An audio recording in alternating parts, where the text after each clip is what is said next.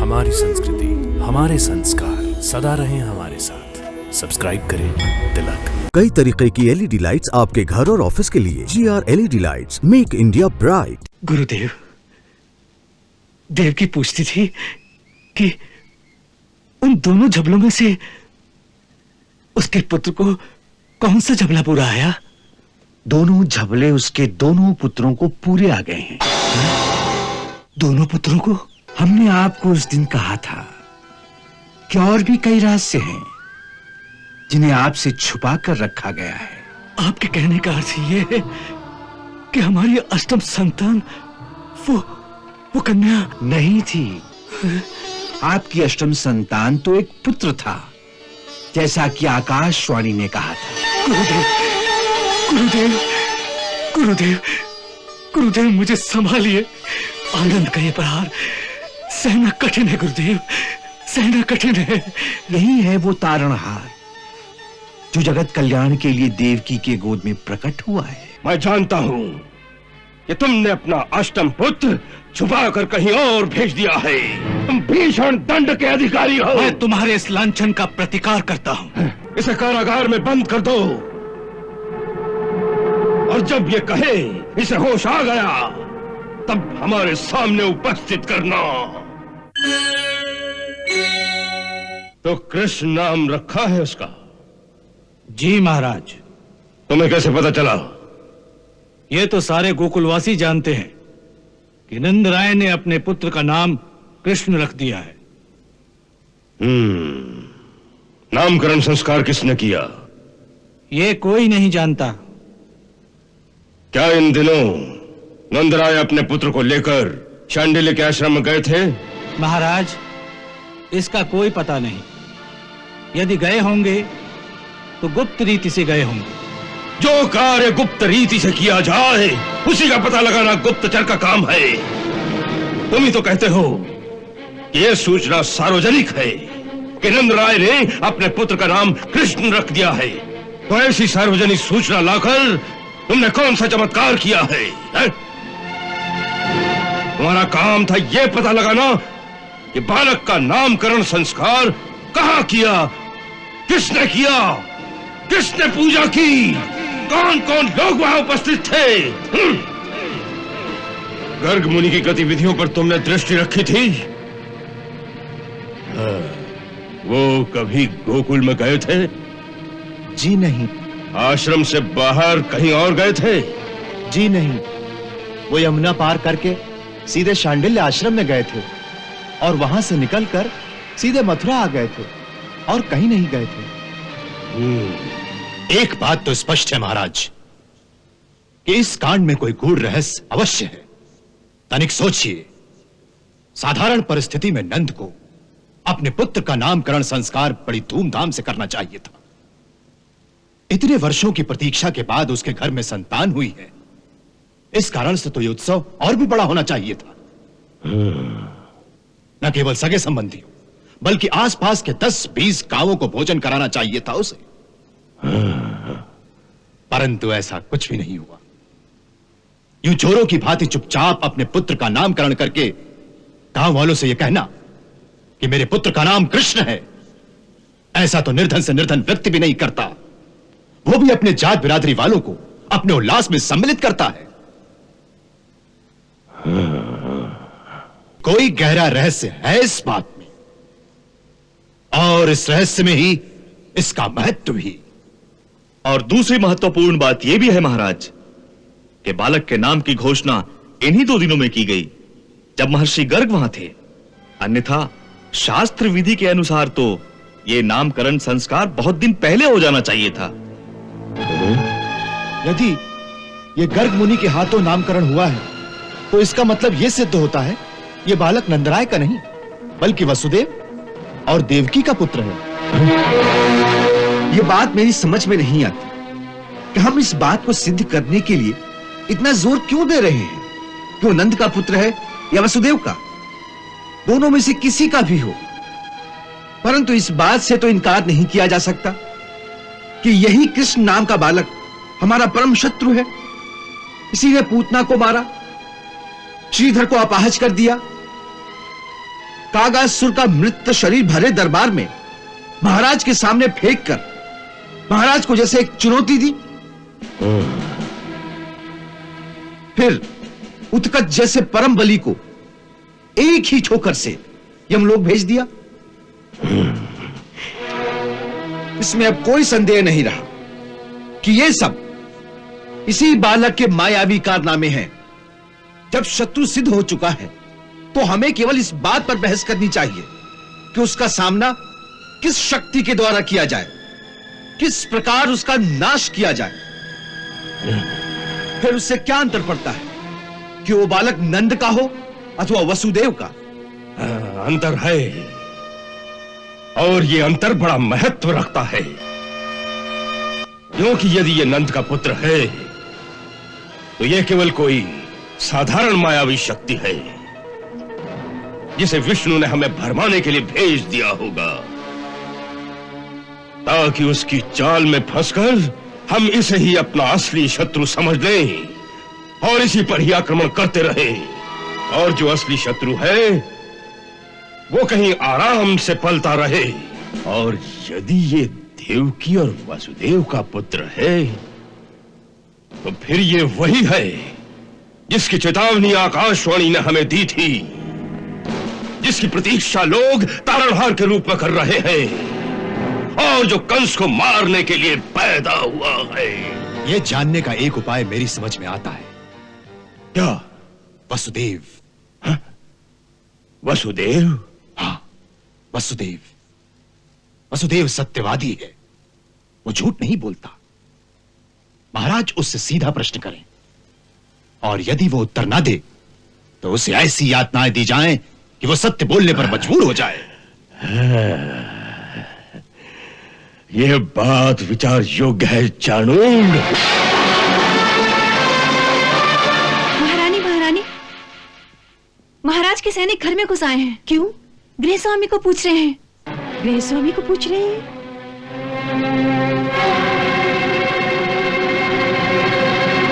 इस प्रकार अंदर आने का कारण? किसकी आज्ञा से आप लोग अंदर आ गए? महाराज की आज्ञा से। हम कुमार वसुदेव को लेने आए हैं। लेने आए हैं? लेकिन क्यों? ये हम नहीं जानते। उनकी आज्ञा है कि कुमार वसुदेव जहां भी हो उन्हें तुरंत ले आओ। वो इस समय किसी कार्यवश बाहर गए हैं। आप जाइए, मैं उन्हें महाराज का संदेशा दे दूंगी। नहीं, उनके आने तक हम यहीं प्रतीक्षा करेंगे। सिपाहियों,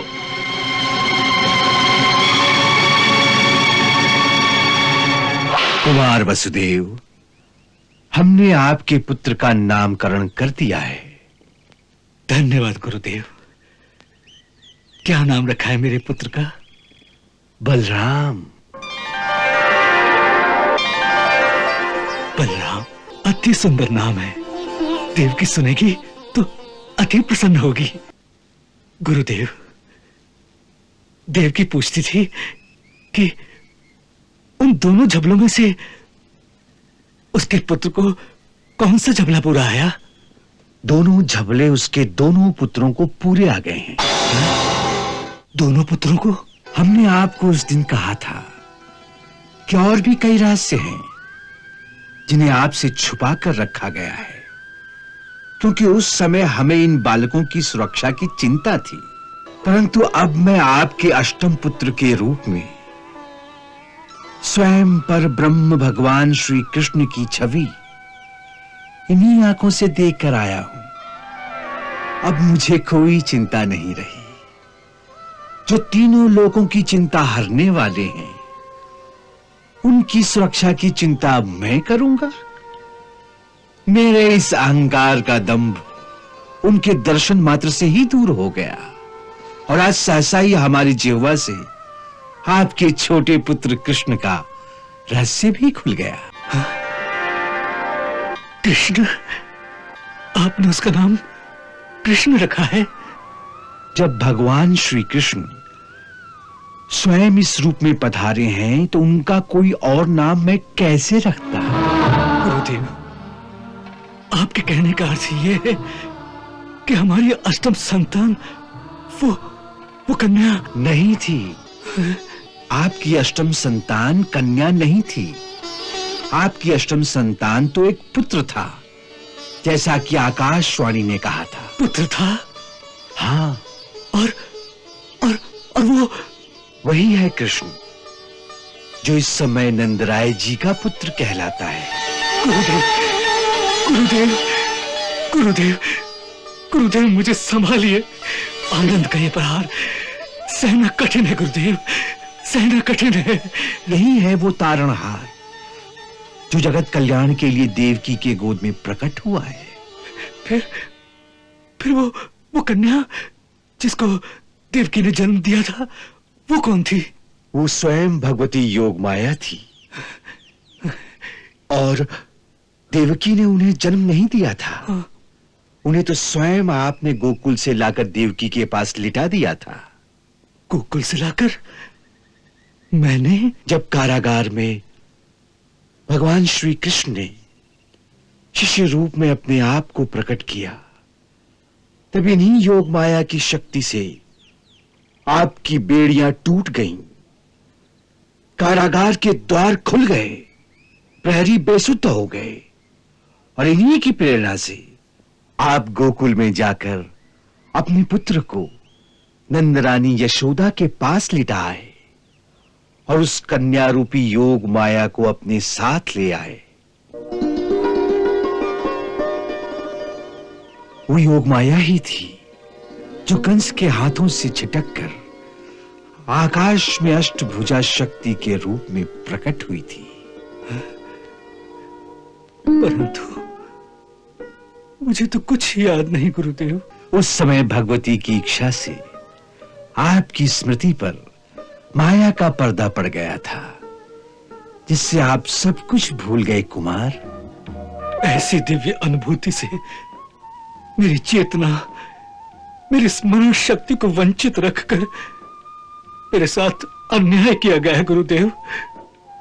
गुरुदेव, आपकी पहुंच तो वहां तक है, सो कृपया योग माया से कहिए कि ऐसी विचित्र लीला जो सहस्त्रों युगों में भी इस धरती पर पहले कभी नहीं हुई, उस विचित्र लीला का एक सक्रिय अंग होकर भी उसकी आनंद की स्मृति से मैं वंचित रहूं, यह न्यायोचित नहीं है। जहां तक इस आशंका का प्रश्न है कि मैं सत्यवादी हूं, तो मैं आपको विश्वास दिलाता हूं कि मैं बोलूंगा तो सत्य कहूंगा ना, परंतु यदि बोलूंगा ही नहीं तो मेरे शरीर के सैकड़ों टुकड़े करके भी कोई मुझे बोलने पर विवश नहीं कर सकता। इतना मुझ पर विश्वास रखिए गुरुदेव। परंतु मुझे उस दिव्य अनुभव की याद लौटा दीजिए, उसके एक एक क्षण को मेरे सामने फिर से जीवंत कर दीजिए गुरुदेव, ताकि मैं मन की आंखों से उसकी याद को बार बार अनुभव कर सकूं, उसके एक एक क्षण को मैं बार बार फिर से जी सकूं।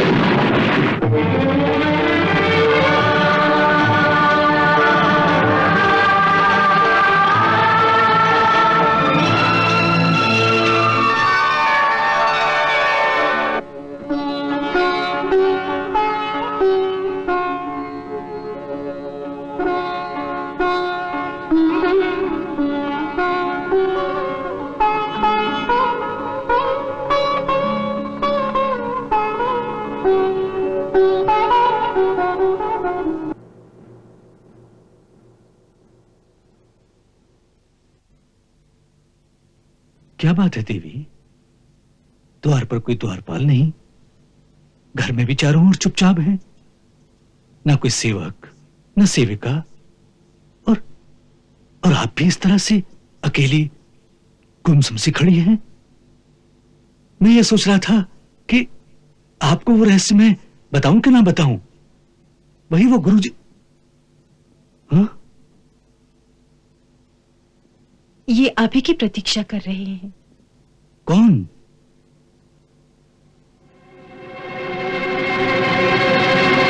ये क्या है? महाराज ने आपको इसी समय राजमहल में बुलाया है। राजमहल में बुलाया है? लेकिन क्यों? राजा के मन में क्या है, ये सैनिक को कैसे पता? ठीक है, चलो। मैं भी साथ चलूंगी। नहीं, केवल इन्हें ही लाने की आज्ञा हुई है। धीरज रखो। चलो। चलिए।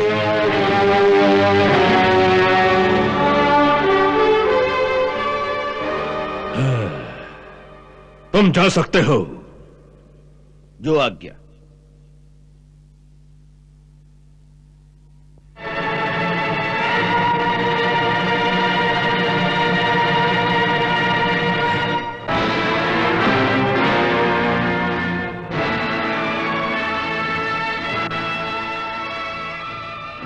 कुमार वसुदेव, तुम अपने आप को सत्यवादी कहते हो। यदि तुम जैसा सत्यवादी झूठ बोले तो उसे क्या दंड देना चाहिए? दंड देने का काम तो राजा का है, सो ये राजा ही निश्चित करेंगे कि झूठ बोलने के लिए क्या दंड देना चाहिए। हाँ, इसका अर्थ यह है कि तुम ये बात स्वीकार करते हो कि तुमने झूठ बोला है। नहीं, मैं इस बात को स्वीकार नहीं करता कि मैंने कोई झूठ बोला है। तुमने अवश्य झूठ बोला है, और इससे इनकार करके एक और झूठ बोल रहे हो। जब उसे अपनी 8वीं संतान कहकर तुम लोगों ने उस कन्या को मेरे हवाले किया, तभी मुझे संदेह हो गया था कि इसमें अवश्य मेरे साथ कोई छल किया जा रहा है। तब मैंने स्वयं तुमसे पूछा था, क्या यह सत्य है कि कन्या का जन्म हुआ? तो उस वक्त तुमने अपनी छाती ठोक कर कहा था, हाँ, ये सत्य है। क्या उस समय तुमने सत्य बोला था? हाँ, उस समय मैंने जो कुछ कहा था वो सत्य था। झूठ! तुम फिर झूठ बोल रहे हो। बार बार झूठ बोलने से असत्य सत्य सिद्ध नहीं किया जा सकता। आप कहना क्या चाहते हैं? यदि जो तुमने कहा वो सत्य था, तो जब उस कन्या ने मेरे हाथ से छिटक कर आकाश में अष्टभुजा देवी का रूप धारण करके कहा था कि तुम्हारा मारने वाला पैदा हो चुका है, क्या वो सत्य नहीं था? तुम दोनों में से किसका कथन सत्य था, तुम्हारा या उस देवी का? दोनों का ही कथन सत्य हो सकता है। सत्य दो नहीं हो सकते, सत्य एक ही हो सकता है, और सर्वदा एक ही रहता है। सत्य की परिभाषा बड़ी कठिन है महाराज। मनुष्य जितना जानता है, जितना उसका ज्ञान होता है, उसके लिए उतना ही सत्य है, क्योंकि ज्ञान अधूरा होता है। इसलिए मनुष्य के लिए उसका सत्य भी अधूरा हो सकता है। तो फिर पूर्ण सत्य कौन जानता है? हाँ। पूर्ण सत्य तो केवल अंतर्यामी भगवान ही जानते हैं। हाँ। वैसे भी पूर्ण सत्य क्या और असत्य क्या, इसकी मीमांसा बड़ी जटिल है। सो जितना ज्ञान मुझे था उसके अनुसार मैंने केवल सत्य कहा था। मैं जानता हूं कि तुमने अपना अष्टम पुत्र छुपा कर कहीं और भेज दिया है। हाँ, मैंने तुम्हारे वचन पर विश्वास करके उस दिन देवकी को जीवित छोड़ दिया था। परंतु तुमने अपना वचन भंग करके मेरे साथ विश्वासघात किया है। तुम भीषण दंड के अधिकारी हो। मैं तुम्हारे इस लांछन का प्रतिकार करता हूं कि मैंने तुम्हारे साथ विश्वासघात किया है। मैंने अपने होश में तुम्हारे साथ कोई छल नहीं किया। तो इसका अर्थ यह है, इसका अर्थ यह है कि तुम उस समय होश में नहीं थे। हैं? क्या अब होश में हो? अब कुछ बता सकते हो? हाँ? मुझे पूर्ण विश्वास है देवकी अवश्य होश में होगी। मैं उसी से पूछता हूं कि तुम्हें अपना पुत्र अधिक प्यारा है या पति? तब तक तुम्हें फिर से कारागार में बंद करके होश में लाने का प्रबंध करता हूं। जी महाराज, इसे कारागार में बंद कर दो, और जब ये कहे इसे होश आ गया तब हमारे सामने उपस्थित करना। देवकी, मैं एक ही बात पूछने आया हूं, क्या तुम्हारा 8वां पुत्र गोकुल में पल रहा है? मेरी बात का उत्तर दो। वो कृष्ण नाम का बालक जो नंद और यशोदा का पुत्र कहलाता है, क्या वही तुम्हारा अष्टम पुत्र है जिसे तुम लोगों ने छल से वहां भेज दिया है? नहीं भैया, वो तो नंजी और यशोदा भाभी का ही पुत्र है। मेरा वो कुछ नहीं लगता। तुम भी अपने पति की भांति झूठ बोल रही हो। नहीं भैया, मैं सच कह रही हूँ। नंजी तो स्वयं आपके दरबार में इस समाचार देने आए थे। उनकी बहुत वर्षों की कामना भगवान ने पूरी की है। यही तो प्रश्न है। इतने वर्षों से जो कामना पूरी नहीं हुई, वो सहसा उसी दिन कैसे पूरी हो गई जिस दिन तुमने एक कन्या को जन्म दिया? ये तो संयोग की बात है। संयोग की नहीं, ये छल की बात है। देवकी, तुम्हें अपना पुत्र अधिक प्यारा है या पति? भैया, भैया ये क्या कह रहे हो? मैं ठीक कह रहा हूं। यदि झूठ बोलोगी तो पहले तुम्हारे पति को सूली पर चढ़ा दूंगा। मेरे पति सत्यवादी है, वो कभी झूठ नहीं बोलते। तुमने मेरी सारी संतानें मुझसे छीन ली। अब मुझे मेरे पति से वंचित ना करो। अपने हाथों अपनी बहन का सुहाग ना उजाड़ो। मैं तुमसे दया की भीख मांगती हूँ भैया, मेरा सुहाग मत उजाड़ो। जिस बहन को अपने भाई का जीवन प्यारा नहीं होता, वो बहन कहलाने के योग्य नहीं होती। ये लोग सीधी तरह नहीं बोलेंगे। इसे भी अपने पति के पास कारागार में भेज दो।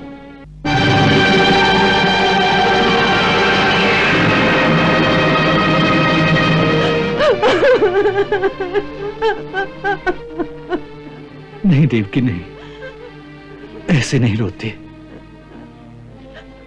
धीरज रखो। विपत्ति के समय तो मनुष्य के धीरज की परीक्षा होती है। परंतु हमारी विपत्तियां क्या कभी समाप्त नहीं होंगी? होंगी, अवश्य होंगी। भैया को शायद पता चल गया है हमारे पुत्र के बारे में कि वो गोकुल में पल रहा है। पता नहीं चला है, उसे केवल संदेह है। इसलिए तुम निश्चिंत रहो, तुम्हारे पुत्र को कुछ नहीं होगा। जिसके पुत्र का जीवन संकट में हो, आप उस माँ को निश्चिंत होने को कह रहे हैं। मगर तनिक शांत होकर मेरी बात सुनो तो ना। मुझे शांति का पाठ मत पढ़ाइए। मनुष्य कितना अज्ञानी होता है। कई बार उसे सत्य का ज्ञान न होने के कारण वो अपने सौभाग्य को भी दुर्भाग्य समझने लगता है। 6 पुत्रों की हत्या हो गई और वो 7वें को भी मार डालेगा। आप इसे सौभाग्य कहते हैं? देखो, वो आपको सत्यवादी मानते हैं। यदि एक बार आप सत्य बता दे कि हमारी अष्टम संतान पुत्र नहीं कन्या थी, तो उन्हें विश्वास हो जाएगा। नहीं तो मेरे 7वें पुत्र को ही 8वां पुत्र समझकर उसकी हत्या कर देंगे। नहीं, यह संभव नहीं। मैं ये नहीं कह सकता। क्यों नहीं कह सकते? क्योंकि यह सत्य नहीं है। ये सत्य नहीं तो फिर सत्य क्या है? वही तो बताने का तुम समय नहीं दे रही हो। देवकी, देवकी सत्य ये है कि तुम्हारा अष्टम पुत्र भी जीवित है। तुम्हारी 8वीं संतान एक कन्या नहीं बल्कि पुत्र था और उसका नाम है कृष्ण। हाँ देवकी, उसका नाम है कृष्ण। बड़े का नाम है बलभद्र और छोटे का नाम है कृष्ण। बलभद्र और कृष्ण। देवकी,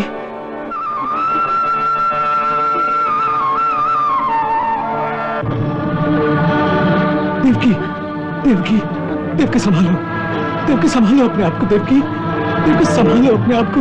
देवकी, देवकी, देवकी, देवकी, देवकी।